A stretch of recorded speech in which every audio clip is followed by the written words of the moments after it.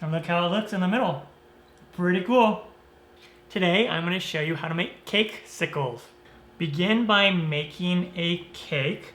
I have several cake recipes here on my channel that you can use, or you can just use a box cake mix. Make sure to let it cool completely. So we want to break this cake up into little crumbs, exactly the same way as what we would do for cake pops. And so I'm just going to take this half. Okay, so you just break them up until the crumbs are fairly fine. Another method that you can try and break that cake apart and put it in the plastic bag. Smash the cake in the bag. And just place the crumbs in a large bowl.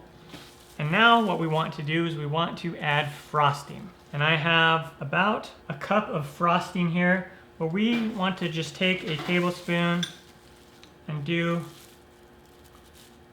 start with 2 big heaping tablespoons worth. And then we want to mix this in with the cake crumbs. Okay?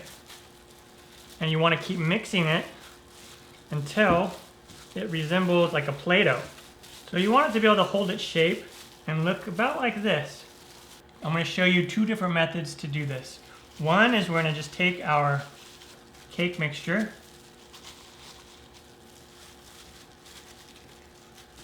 and stuff it right in there. And try to get it as level as possible. Alright, once you have your cake in here, what we want to do is now we want to insert the treat sticks or the popsicle sticks. There's a little slit on the bottom here that you can put these in. And so you're just going to poke these in through the cake and go till you get to the end here and just push it down as needed. And now what we're going to do is we're going to put this in the freezer or the refrigerator. I put them in the freezer for about 20 minutes. Now when it comes to the chocolate, you can use whatever kind of chocolate that you want. You could just use candy bars, you could use chocolate chips, melt it in the microwave in a microwave safe bowl, or you could also do this on the stove top with a double boiler. And then once you take these out of the freezer, they'll be nice and stiff. Then you just kind of pull on the mold a little bit and poke it out, and then push on the bottom here of the stick, and then you can pull it out like that. And then we're going to go straight in and then just go straight out with it. Let the excess drip off. Just set it down on a sheet pan or cookie sheet lined with a parchment paper or like a silicone mat. Alright, so I have some candy melts here, and this is about a cup and a half of the light blue candy melts. And I'm just going to melt this in the microwave. Use half power, or you could use the defrost setting. And then you're going to go for about 30 seconds and then stir. And then put it in and go for 30 seconds and then stir until it's nice and melted. Okay, great. And now I'm going to take the bigger mold here and just show you an alternative way that we can do this. Is what we want to do is we're going to take some of the candy melt and we're going to go in the mold. And then we're going to spread out the candy melts or chocolate, whatever you're using. And then we want to coat the edges also. So just use the back of your spoon and go up.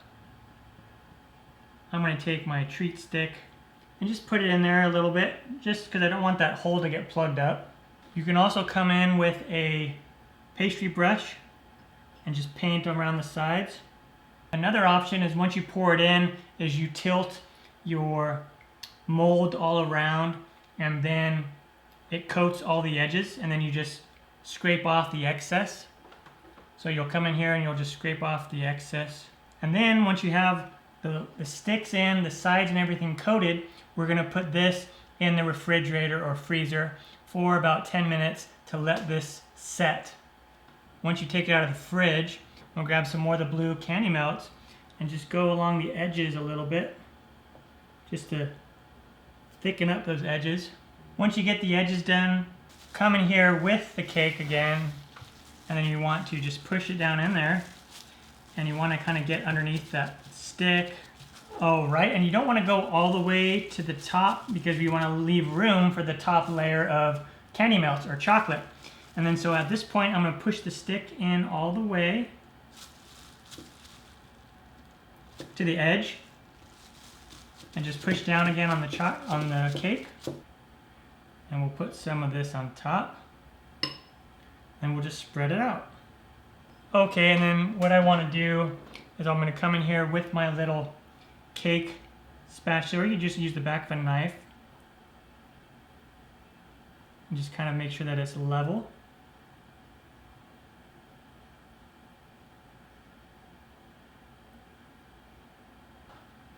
And then what you can do is you can hold this above the chocolate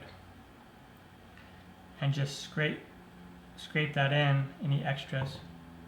All right, and then back in the fridge it goes for about 15-20 minutes until the top sets.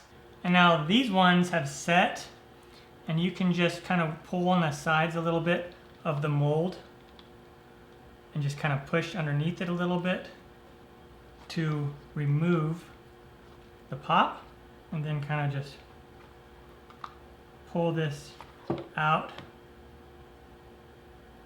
This is a nice and shiny look, so that's one benefit to doing it this way in the mold.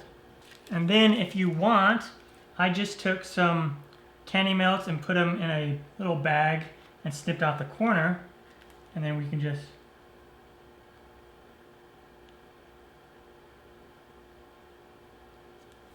put on a little zigzag for a design if you want. And now I'm going to show you what one looks like. I have this one right here. And look how it looks in the middle. Pretty cool. And tastes awesome. Once they are all done, you can leave them like that. But if you're going to give them away or sell them, you can buy these treat bags. You know, put your cakesicle in there. Little twisty ties. And then you can twist these on here, and there you go. And that'll help protect them as well. It's kind of nice, and you can decorate it. You can use like a colorful ribbon or something like that if you wanted. You don't have to use the ties that came with it. But that's kind of a cool way to package them. Take care. Time for me to dive into one of these. Oh yeah. I think I'll go grab this one right here.